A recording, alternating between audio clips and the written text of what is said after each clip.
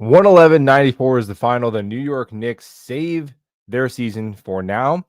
Now go back to Indy for game 6, where the pressure is kind of on them to close it out in their home building and not have to come back to Madison Square Garden, which would be an electric atmosphere for potential game 7. And Tom Thibodeau becomes the first NBA coach in history to win a playoff game after being fired by Twitter 48 hours before. So that was a nice record to set for coach who, again, the single most improbable comeback in NBA playoff history, away from, being up 3-2 after winning a series that nobody gave them a shot to win.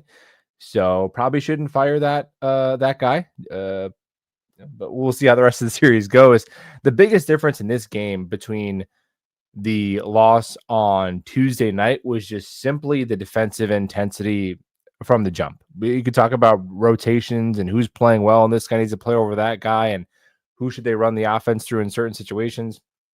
The Knicks have played abysmal defense for the most part in this series, but they came out tonight and right away just made the Pacers have to work so much more to get to their spots, started extending where the Pacers offensive sets start. And that was something that's been frustrating this whole series. Is you look at Halliburton comes off of a screen, the Knicks are soft, they're under it, and he's all of a sudden he's at like the elbow, 2 steps in from the 3-point line, and no resistance has happened yet. That was really, really frustrating. And the Knicks came out and they fixed that right away. The on-ball pressure was awesome. I thought Brunson, who his defense we know he's never going to be a great defender, just how much he has to exert on offense to score 30-plus points a game as somebody who is like the same size as me in a league with 7-footers. Yeah, we understand that. He's not going to be Gary Payton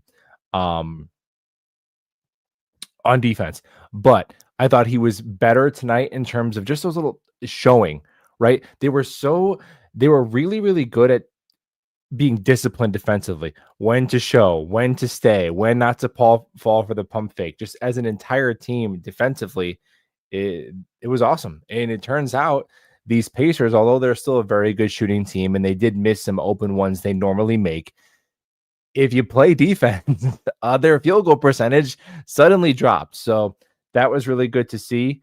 I think that Shamet, his defense is awesome.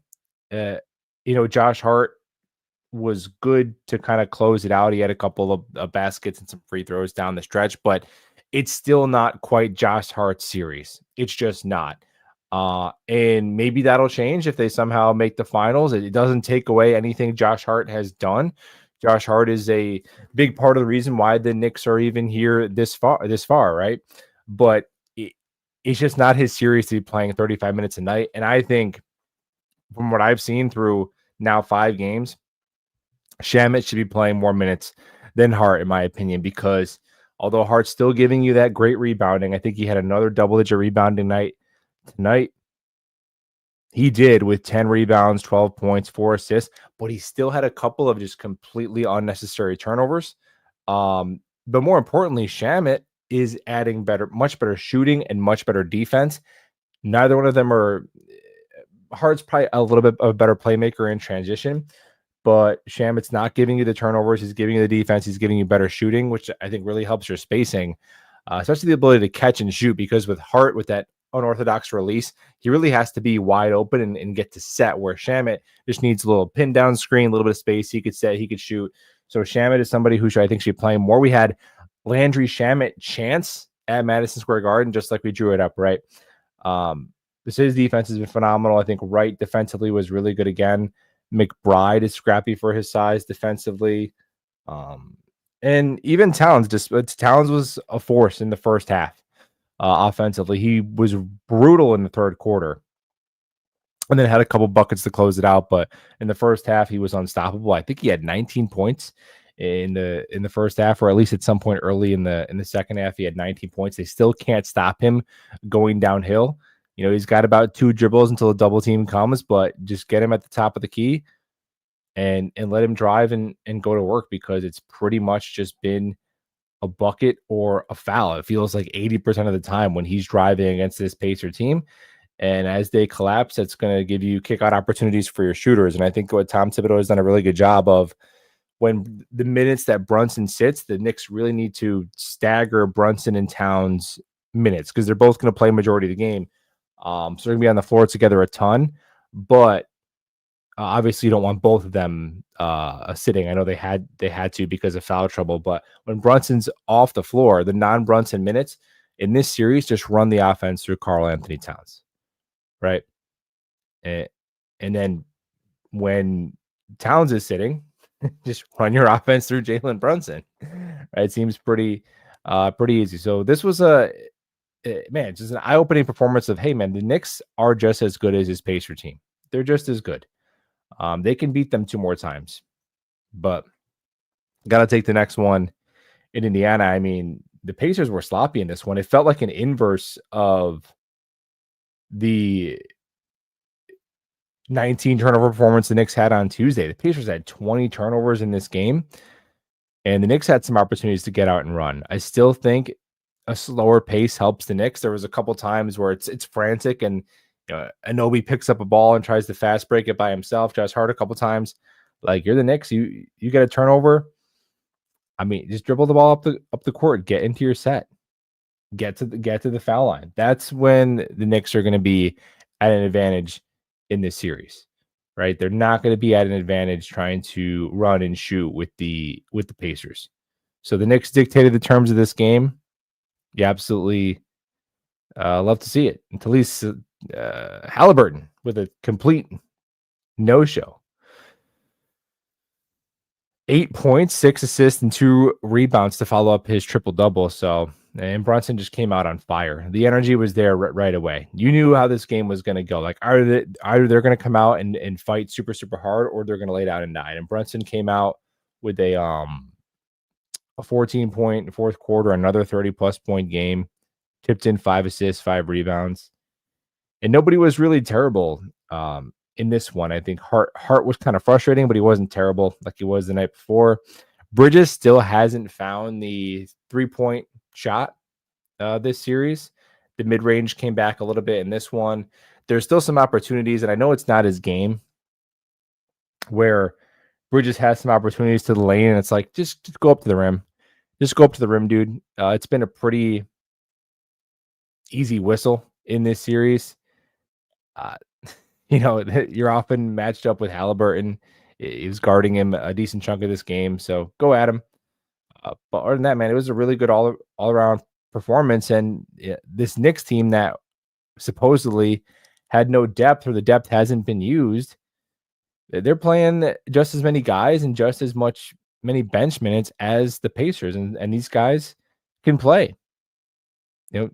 Shamet can play just as much as the caterpillar-looking dude. Who's the dude who looks like a caterpillar that comes off the bench and hits threes and who's annoying for the Pacers? Wherever that guy's name is. You guys, that's not Nimhard. Who's the other guy?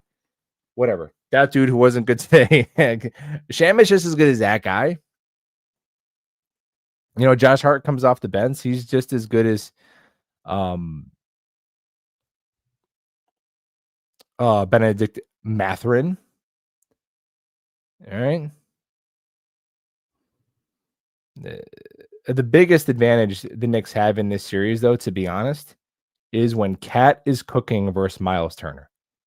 That's when I look at starter for starter, because obviously on any given night, Halliburton or Brunson can be that guy. I still think Brunson is the better player.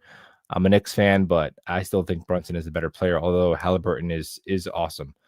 But when Towns is right, he is just another tier better than Miles Turner. And that was a big difference in tonight's game, because Turner was terrible. Turner only had 2 rebounds. He wasn't blocking shots. He had some turnovers. So Karl-Anthony Towns, baby. That's the ticket.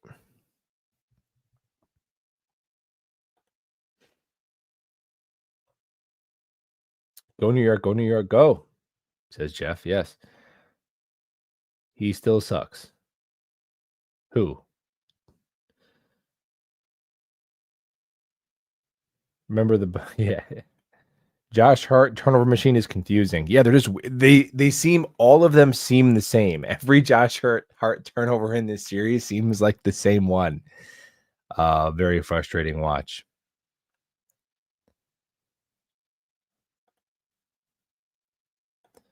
Hart has made some rebounds. He did, and then he had a couple of buckets. I think he had 6 of his points late in the fourth quarter to close it out. And the rebounding would be missed. Like it's a trade-off you're making with Shamet because Shamet's not going to give you 11 rebounds.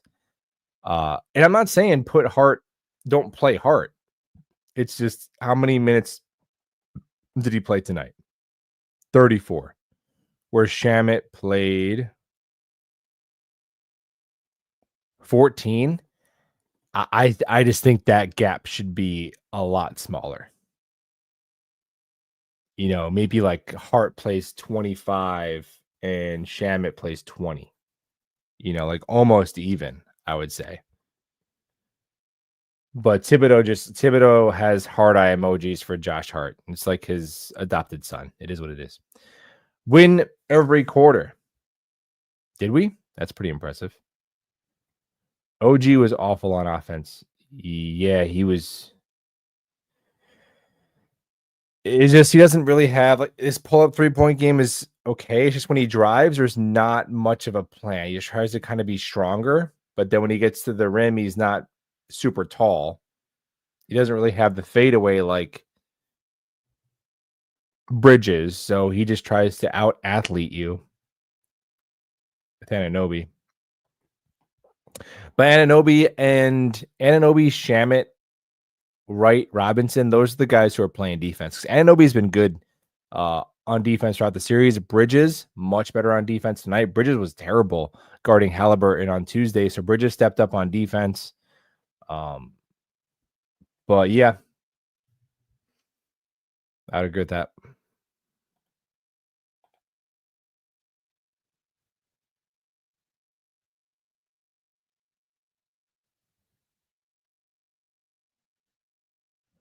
Yeah, what's the caterpillar looking guy? What's his name? Let me see. No, it's not Matherin. Who is it?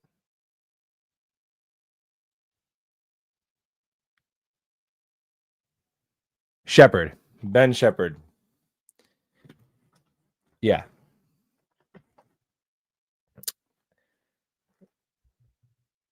Yeah, they're just annoying. They're so annoying because they have all those different clones of just combo guards who come in and just make threes.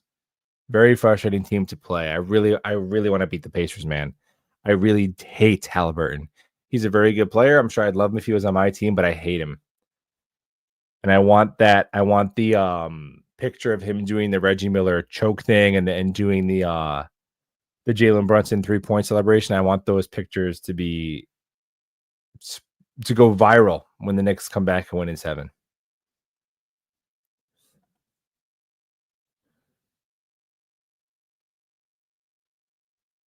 If the Pacers are not hot from 3, they're a different team. Yeah. Absolutely. Knicks to win the series. I mean, they're not going to be favored to win the next 2 games in a row, but coming back from 3-2 is a lot easier than coming back from 3-1, right?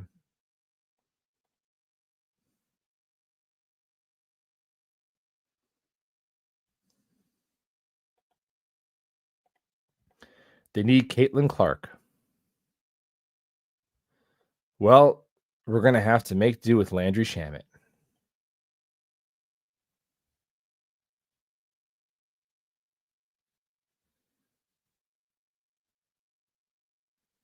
Yes, Ben Shepard is Caterpillar dude. Caterpillar dude, don't like him. Josh White, who looks like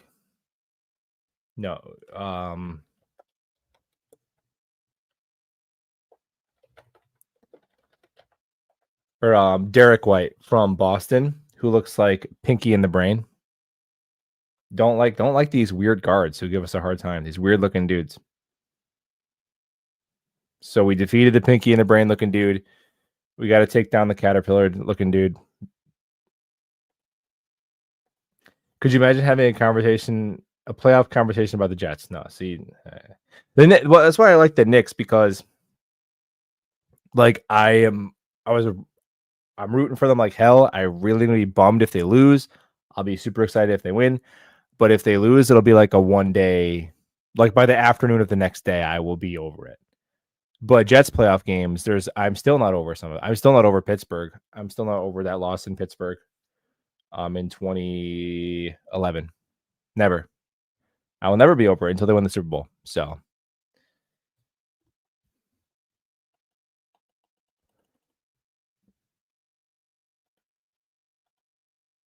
Mikhail should only shoot mid-range fadeaways because that's the only places he's confident in right now. Yeah, he's not confident from three.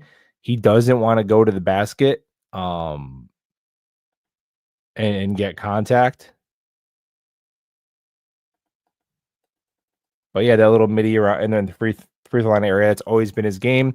Didn't have it the last two nights, but he seemed to hit a couple of those tonight.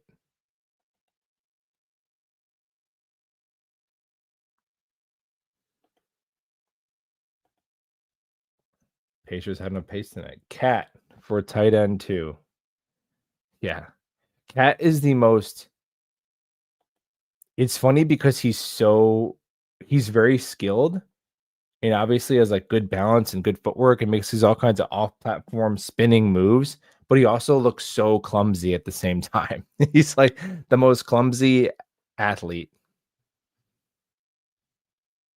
And when he runs back on defense, I'm like, did he get shot? Like I know he had a bum knee, but man, he runs like Patrick Ewing already at the end, and he's only 28. I'm like, Cap.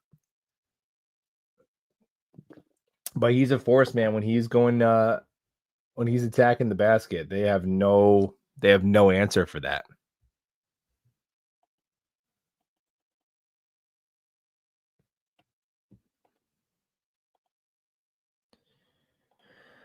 We need our players to stay out of foul trouble. Brunson, Cat totally changed the dynamic of the game in the second half. Right, especially when they can go to hack a Mitch, because then if you have to, as the broadcast alluded to, if you have to pull Mitch, then it leaves you playing. I mean, if you have to, well, if Cat is in foul trouble and then they go to hack a Mitch and you want to take out Mitch, then you have to play Precious, right? And that's obviously not ideal. So, in Towns, like, yeah, he just got to be a little bit smarter. I know Siakam acted like he was shoved with the force of 1,000 suns and he wasn't, but flopping and it's still being a foul aren't mutually exclusive. Like he flopped, but yeah, they're going to call that. If you shove a guy, if you extend your forearm and shove a guy, like they're going to call that. So you just got to not do that, And Towns has to be careful because the way he's just playing bully ball on offense, you probably have to pencil in one charge a game too for Cat. But he was really good on the board tonight too. He's been a really good rebounder in this series. He's been pretty consistent, like low 20s points, double-digit rebounds, and a couple assists. That's pretty much been his line this series for the most part.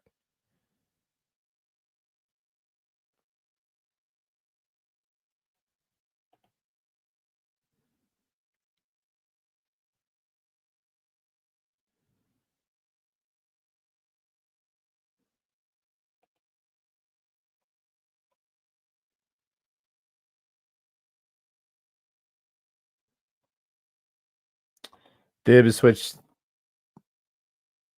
switch things up. Yep. He did. And again, I think that Reggie Miller pointed this out as well, but not so much in the second half. I don't know if there was an adjustment by the Pacers that forced them to do this, but in the first quarter, they made a very concerted effort to lighten the load on Brunson offensively in terms of just the way he can get to his spots. So they had they shared the duty of bringing the ball up the floor, which I would like them to do. Like, does Jaylen Brunson need to burn 38 calories every time to get the ball across half court? Can somebody else do that? And then you set an off ball screen and now Brunson first touches the ball 33 feet away from the basket. It's just a question. I don't know. Can somebody else bring the ball up the court and then set a baseline screen, and then now Brunson has the ball here, and he didn't have to do all that? Because sometimes you watch Brunson, and by the time he gets even to a spot where he's able to go to work, it's like he had to do a whole song and dance, and now there's like 9 seconds on the shot clock. So I thought that was a good adjustment in the first quarter. Kind of went away towards the end of the game, but whatever. You won, but you blew them out, so it worked. There's lots of takeaways where there's lots of stuff that works for the Knicks that you could point to in this game that is repeatable. Because the Knicks didn't shoot great from 3 tonight. Like, I'm still waiting. Like, for the Knicks to win these next 2 games, what's going to have to happen besides the strategic things that we already talked about, OG and Bridges are going to have to hit open threes. OG and Bridges are going to have to be better from 3 for them to win the next 2 games. And I mean, I'm not talking lights out. I'm talking, hovering close to 40%.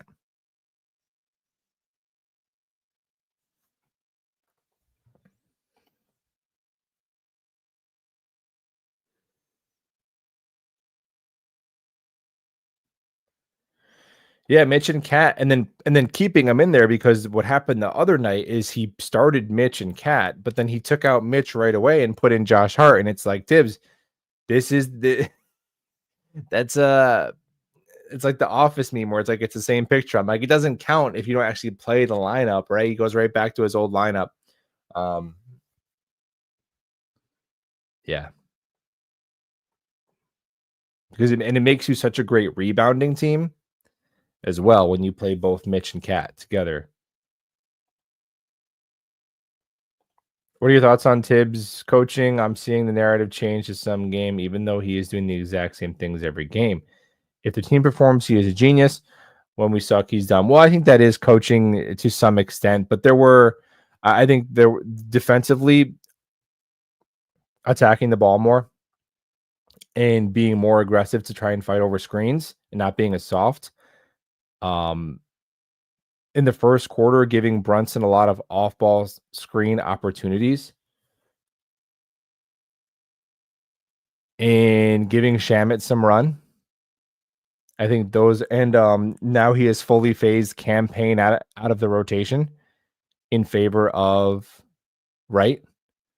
So I think those are all coaching changes that were made that had positive impacts. But of course, yeah, if like the Knicks are going to turn the ball over a gazillion times like the other night, you're not going to have a chance.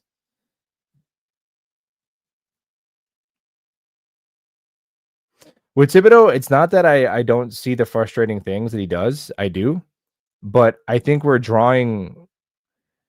were drawing conclusions after they're down 3-1. Like, we're never going to get over the hill with this coach. This is as high as it can go. It's like, dude, again, you had the most anomalous comeback in playoff history.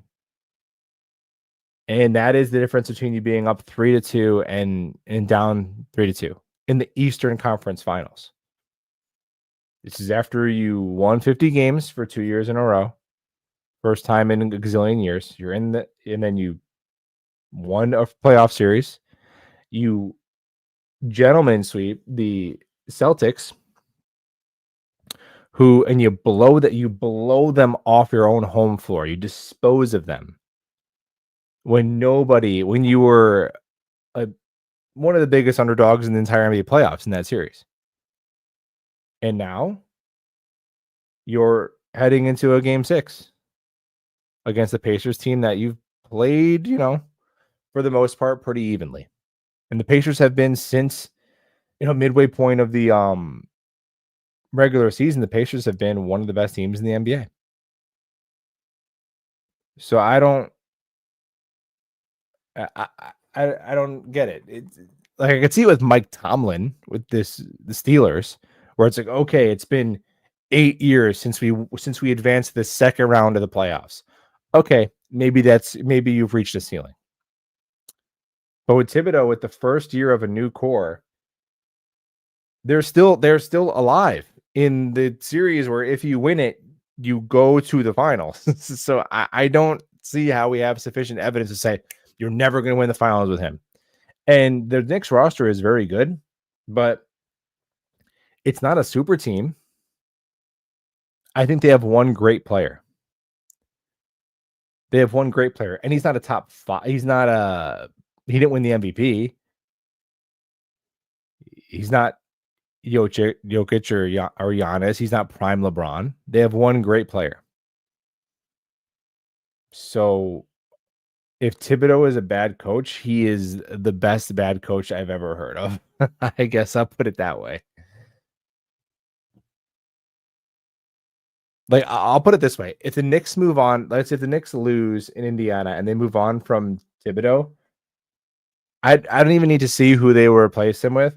I would wager that they do not make it as that they do not make it to a game 6 in the Eastern Conference Finals next year. Would be my objective wager as a Knicks fan. And I'm not a diehard Knicks fan. I've said it before. So the downside of that is I don't know as much about the team. Right? If you're a Knicks fan who's watching this, there's a good chance you probably know more about the Knicks. You've watched more of the regular season games than me. But the positive about that is that I'm not as emotionally invested. Like when the Jets lose and I come on here post game, I'm like freaking out. I'm cursing, all that stuff. It clouds your judgment. So sometimes you could take a step back. Like, as a more casual Knicks fan, it doesn't make like you're in game 6 of the Eastern Conference Finals, and you're down. You're down 3-2 instead of up 3-2 because of the most improbable 2-minute comeback in NBA playoff history. With the first year of this roster as it is currently constructed, and people are swearing with certainty that you can never like compete for a championship while they're still alive to do so. I don't understand it. It's crazy to me, man. At least I get to not be ridiculously aggravated for a night. Finally play defense. Yeah, that was the biggest difference. And Neesmith, gosh, that was unbelievable. That game 1 performance. That was like when Tracy McGrady scored the, what was it, 13 points in 9 seconds or whatever. Yeah, Mitch is he's so good, impactful on defense. He's so unbelievably impactful on defense.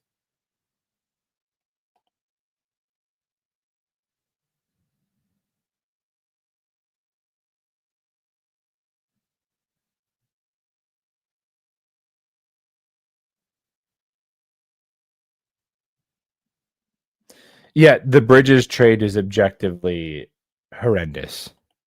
He's he's like a role player. I mean, on a championship level team, Bridges is the what best player? Like, finish that sentence.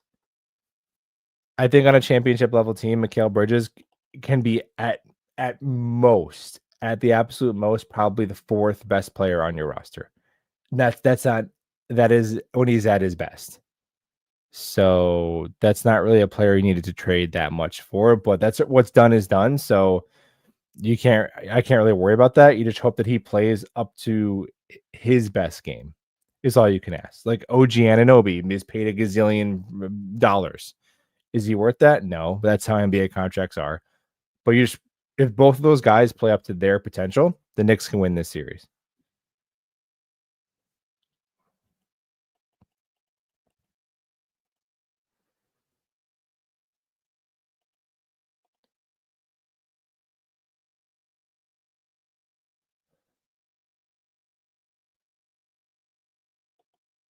Yeah, that was wild. One game at a time, baby. Yeah, we got Saturday night, right? Well, hopefully, guys, I'll see you there for a post-game victory stream. Hopefully, if you want to hit the thumbs up on your way out, that'd be cool. And we will talk either Jets or Knicks soon.